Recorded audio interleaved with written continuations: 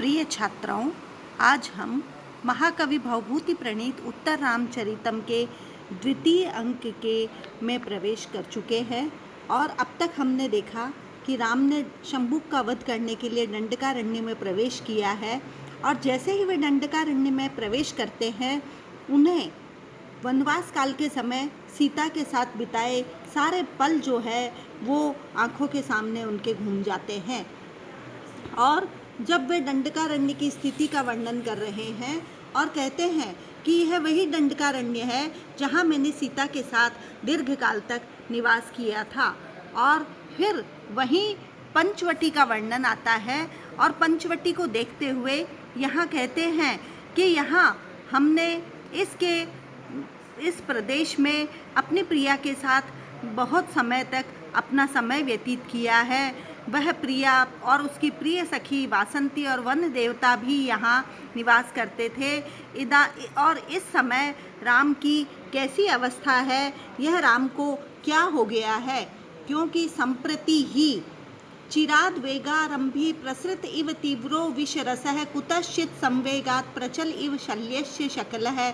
व्रणोरूढ़ ग्रंथि स्फुटित इव ऋन्मर्मणि पुनः पुराभूतः शोको विकलयति माम नूतन इव।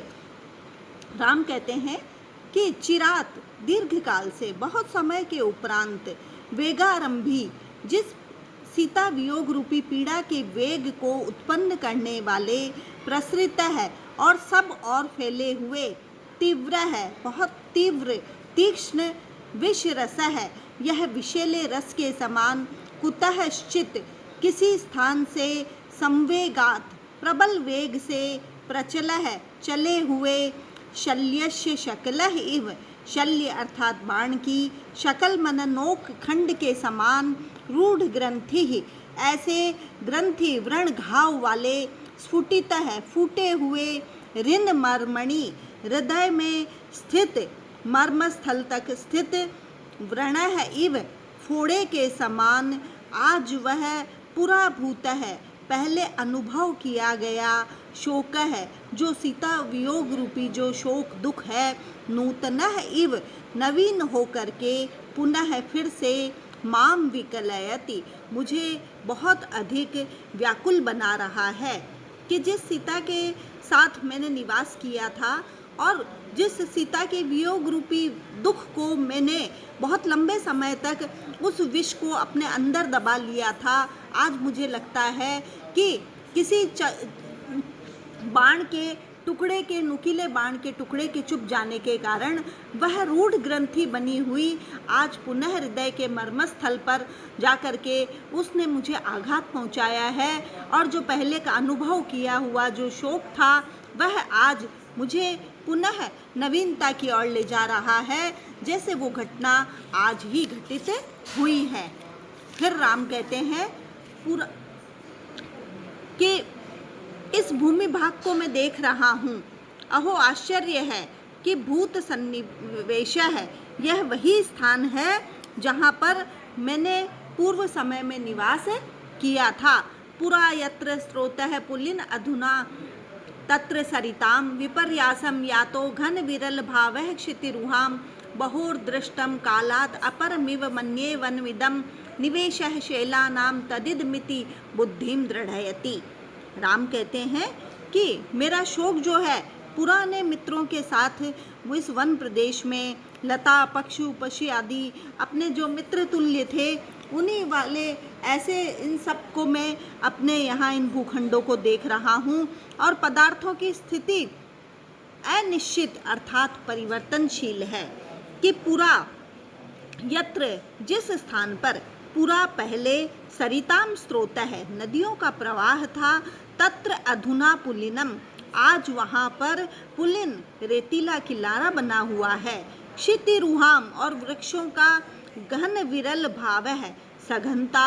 और निम्नता या विरलता, विपर्यासम याता है परिवर्तन को प्राप्त हो गई है। कि जो वन जो पहले सघन थे वे आज बिल्कुल विरल कम अल्प वृक्षों वाले दिखाई दे रहे हैं। इति क्षुतिरहाम ऐसी वृक्षों की स्थिति यहाँ दिखाई दे रही है। बहुर्दृष्टः कालाद् अपराम, बहु कालाद् दृष्टम, बहुत समय के पश्चात देखा गया। इदम वनम, यह वन मुझे अपरम एव मन्ये, दूसरे के समान ही प्रतीत हो रहा है। परंतु शैलानाम निवेशः, पर्वतों की जो स्थिति है, इदम तत्, यह वही वन है। इति बुद्धिम दृढ़यति, ऐसे बुद्धि को मजबूती प्रदान कर रही है कि केवल पर्वतों की स्थिति वैसी ही है, और यही स्थिति जो है वो मेरी बुद्धि को यह विश्वास दिला रही है कि यह वही वन है जहाँ पर पहले तुमने दीर्घ काल तक निवास किया था। जो पहले जहाँ नदियाँ बहा करती थी, आज वो सूखा स्थान हो गया है, रेत के किनारे हो गए हैं, सघन वृक्षों वाले वन अल्प वृक्ष वाले हो गए हैं, और बहुत समय से देखने के कारण यह ऐसी स्थिति है। परंतु पर्वतों की स्थिति मेरी बुद्धि को दृढ़ता, विश्वास, मजबूती प्रदान कर रही है। फिर आगे राम उन पंचवटी के स्थानों को देखते हुए पुनः फिर करुणामय हो जाते हैं, और वे कहते हैं, यस्याम ते दिवसाः तया सह मया नीता यथा स्वे गृहे, यत् संबंधी कथाभिः एव सततं दीर्घाभिः आस्थीयत, एकः सम्प्रति नाशित प्रिय अस्तामेव रामः कथं पापः पंचवटीं विलोकयतु वा गच्छतु संभाव्य वा।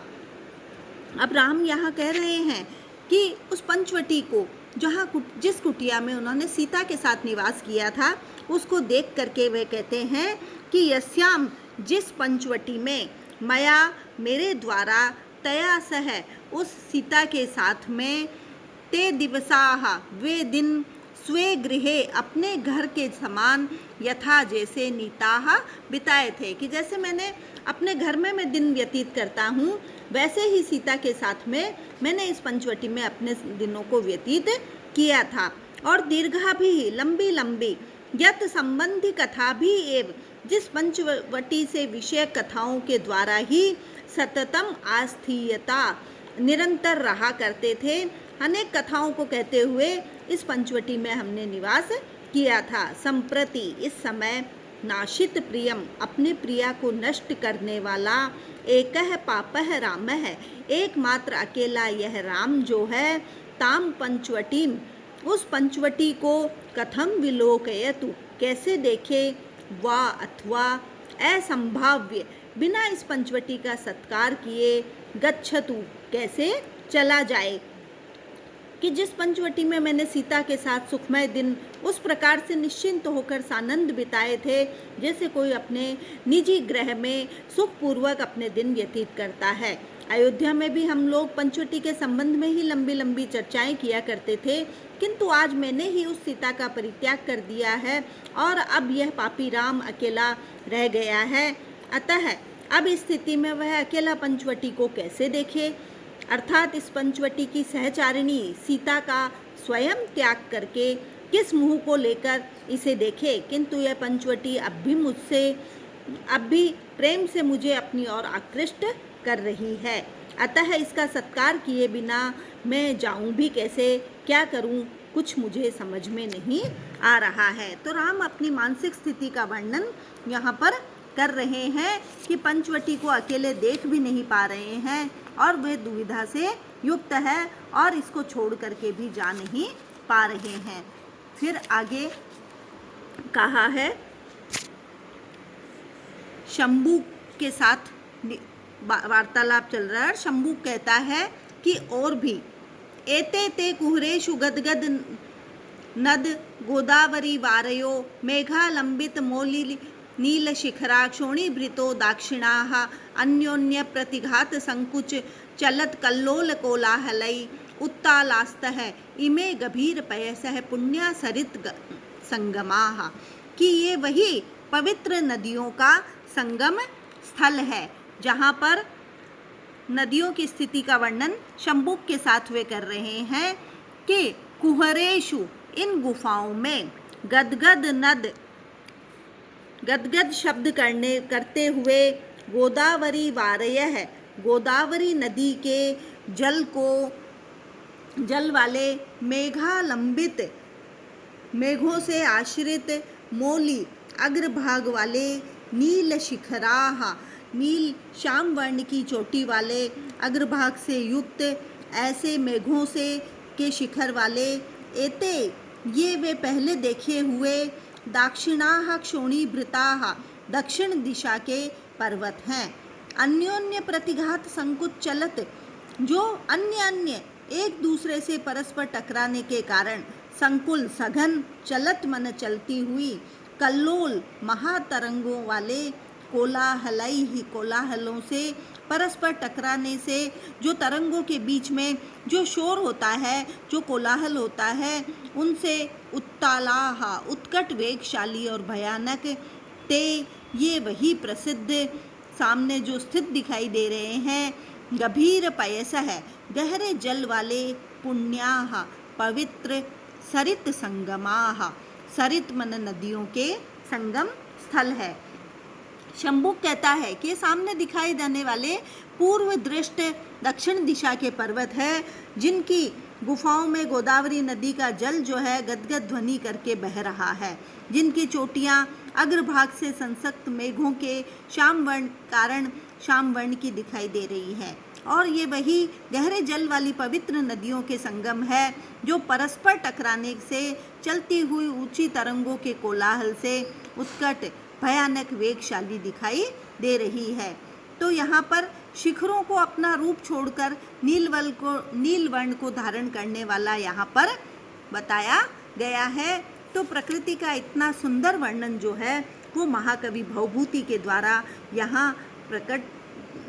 प्रस्तुत किया गया है, जो साक्षात आंखों के सामने ऐसा प्रकृति चित्रण हमारे सामने वही दृश्य उपस्थित कर देता है। इसी के साथ उत्तर महाकवि श्री भवभूति विरचित उत्तर रामचरित के पंचवटी प्रवेश नामक यह द्वितीय अंक आज यहीं पर समाप्त होता है। धन्यवाद।